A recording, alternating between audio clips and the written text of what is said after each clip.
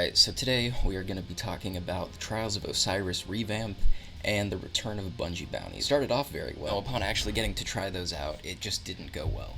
Now, first we're going to talk about the Trials of Osiris revamp and where it went wrong and why some people might not be aware that it's been steadily going downhill since week 1 of the season, but week 1 of Trials this season during the revamp was absolutely perfect, and it started going downhill because PvE players kept complaining and acting like it was Bungie's job to basically hand them adept weapons from Trials and make it so that people with 0.2 KDs can go flawless, and that's just not reasonable.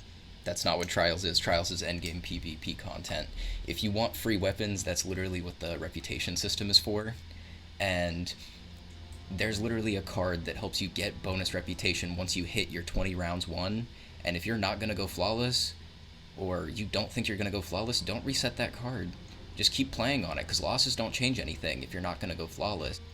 Now, Adept Big One spec is something that is nice on a lot of the heavy weapons in Trials, like Reed's Regret and Tomorrow's Answer, but it's not necessary.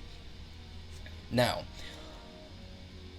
what has made the Trials revamp just go downhill? It's pretty much the fact that Bungie keeps tweaking it every week, and none of the tweaks that they've implemented have been meant to benefit PvP players. No one that actually plays PvP has really complained about the way that Trials has been. Now, there are people that'll tell you that they play PvP a lot, but if you check any of their stats, you'll realize, oh, this person just kind of plays PvP while mostly playing PvE and is just trying to cap in order to get a bunch of adept weapons, which, I mean, fair enough, A for effort, but also it's just going to harm this actual PvP aspect of it and the part that benefits PvP players. We don't have ritual weapons anymore. We don't have pinnacle weapons anymore that you're supposed to chase as a PvP player. You can get ornaments for them, sure, but there's no actual feats tied to them. It's just you rank up and you get the ornament. With pinnacle weapons, you used to have to get a certain amount of kills with certain weapons, progress certain quests or triumphs, whatever, which was awesome. It gave people incentives to hunt things down, and you'd get cool stuff for playing PvP. The only stuff we have for that now is all in Trials, and it's the adept weapons, it's the cosmetics that you get for going flawless, the elusive ship and sparrows, and even the ghost shells. Anyone can do GMs, just like anyone can get better at PvP. You just need to spend more time doing it, and so Bungie needs to stop catering to the wrong demographic with these Trials revamps. Now, the Bungie bounty situation is entirely different. I'm going to splice some footage in here of our attempt at chasing Sir Demetrius. I agree. I like this guy. Yeah, this is kind of sad. Just do a couple of them. Encourage them all to stream around this time. Yeah, you need more people. That's the trick, right? You need time. like 5 or 6 streamers going at the same time, so that you don't have an incentive to leave. It's like, oh, like you can just keep like getting in games or whatever. Yeah, because the emblem isn't even as rare as finding a balanced match anymore. Like you're more likely to like get the actual emblem off of the one streamer. Oh yeah, there's 2 people on the other team now. Oh wow. I'm literally just running around. That'd be shit. Dude, yeah. Especially if it comes from like teammates screwing you over too. That would be the worst. Yeah. Like if you top frag and like you do better than like the people on the other team and everything, but you still got smacked because they just shit.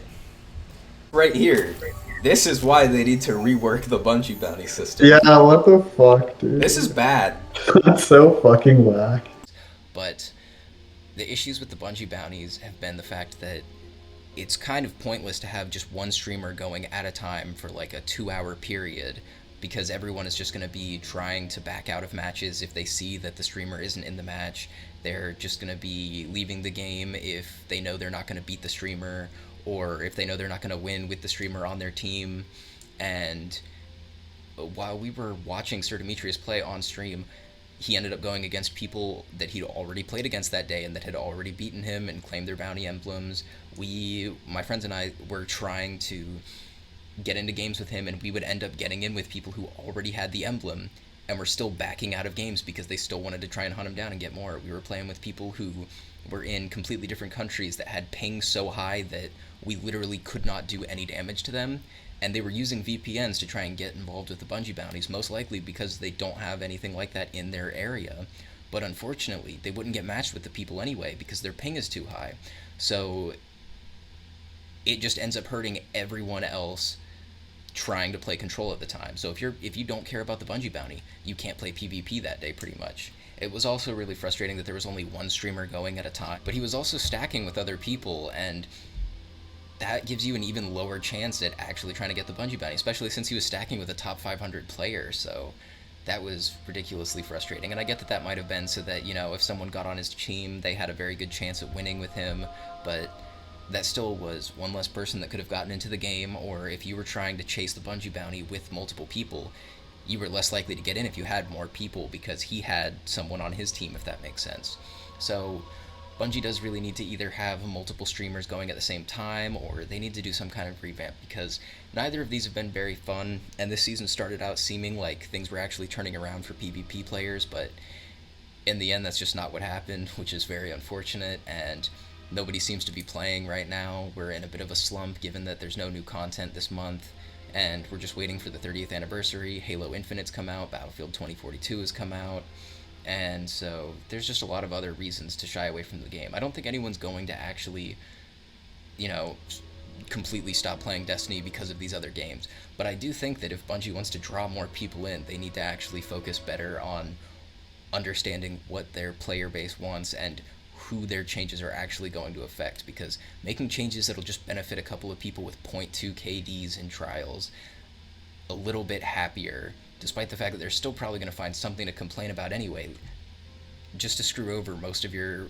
actual trials player base, the people who will consistently play anyway, regardless of enticing weapons or extremely rare loot or whatever. Like, that's just really not a smart play on their part, and it's something that they definitely need to address. And yeah, I don't know, I have a lot of friends who share these same opinions, and we usually play trials every week, but it's just been getting worse and worse every single week this season.